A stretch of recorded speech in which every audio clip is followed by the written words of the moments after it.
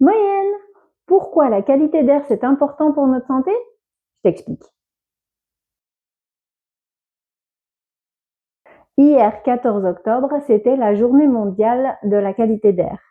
Et pourquoi c'est important pour nous? Déjà parce que la qualité d'air et la protection contre l'exposition aux produits chimiques, ce sont deux enjeux de santé publique majeurs.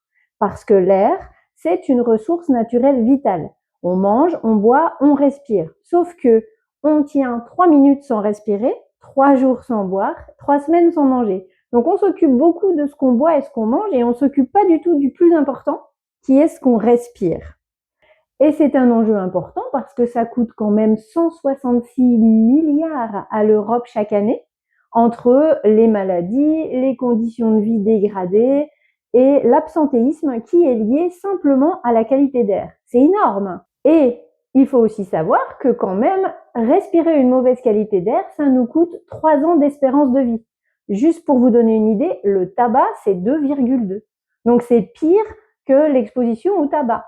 Deux autres chiffres importants qu'il faut garder en mémoire, la qualité d'air intérieur est en moyenne entre 8 à 10 fois pire que la qualité d'air extérieur. Pourquoi? Parce que notre façon de vivre, notre quotidien, nous apportons aussi de la pollution à nos intérieurs qui ne sont pas forcément bien ventilés. Et le deuxième chiffre qui est lié à ça, nous passons 90% de notre temps à l'intérieur. Quand on cumule le temps qu'on passe à la maison, au travail et dans les transports dans un véhicule, on est enfermé, on est à l'intérieur la majorité du temps. Donc, on passe la majorité de notre temps dans quelque chose qui est très pollué. Voilà, vous avez compris pourquoi c'est un problème. Les conséquences d'une mauvaise qualité d'air, à court terme, c'est des choses assez basiques comme des maux de tête, des perturbations du sommeil, les yeux, le nez qui gratte, la gorge qui gratte. Qu'est-ce qu'il y a d'autre? Les odeurs, ça aussi c'est une conséquence, des moisissures, etc. Et à long terme, c'est une perte de concentration et de capacité cognitive. Il faut savoir qu'on perd entre 4 à 16% de nos capacités cognitives dans un endroit qui n'est pas sain, avec de l'air pollué. Donc c'est quand même énorme. Si vous ramenez ça pour une entreprise par exemple avec 20 personnes, si on reste conservateur et qu'on prend 5%, c'est un temps plein qu'on perd en productivité, juste à cause de la qualité d'air. C'est incroyable.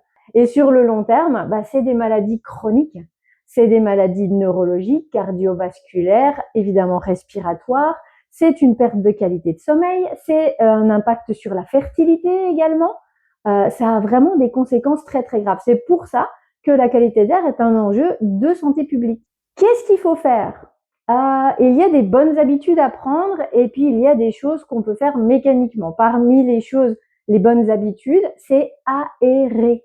On le dit tout le temps, nos grands-parents le faisaient et nous on le fait de moins en moins. Mais ouvrir les fenêtres pendant au moins 5 minutes, plusieurs fois par jour, ça c'est essentiel pour renouveler l'air à l'intérieur parce que on a besoin de faire circuler. Si vous avez une ventilation, simple flux, double flux ou mécanique dans votre bâtiment, pensez à bien remplacer les filtres, à bien la faire entretenir, la faire dépoussiérer, la faire contrôler.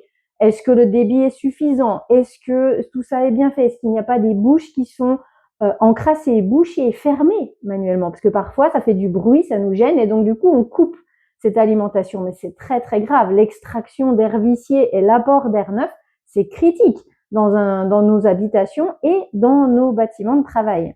Faites très attention également aux parfums d'ambiance. Par là, je veux dire les petits sprays, les bougies parfumées, l'encens, etc. Ça, ce sont des bombes toxiques. Ça apporte de tout. Les COV, donc ces particules chimiques de parfum, etc. Des particules fines qui sont liées à la combustion, etc. Et les hydrocarbures. Tout est dedans. C'est vraiment, si vous devez éliminer une source de pollution à l'intérieur de votre maison, c'est vraiment ça. Tous les parfums d'ambiance. Plus ça sent fort et longtemps, plus c'est nocif pour vous. Gardez ça en tête. Les produits ménagers, les matériaux que vous utilisez, les peintures, les sols, etc. Tout ce que vous avez dans votre maison, faites attention à ce que ça dégaze, avec quoi ça a été fait, etc. En parallèle de ça, Ce que vous pouvez faire aussi, c'est mesurer la qualité d'air. Si vous avez un doute, après, il y a des choses qui ne trompent pas. S'il y a des odeurs, des moisissures, etc., et qu'on se sent pas bien à l'intérieur, il y a quand même forcément un problème. Mais pour être sûr, si vous ne savez pas trop où vous vous situez, on peut très facilement mesurer tout ça. Il y a des capteurs qui peuvent vous indiquer les pics de CO2, etc. D'ailleurs, c'est très utile de mesurer le CO2 parce que c'est un indicateur de ventilation.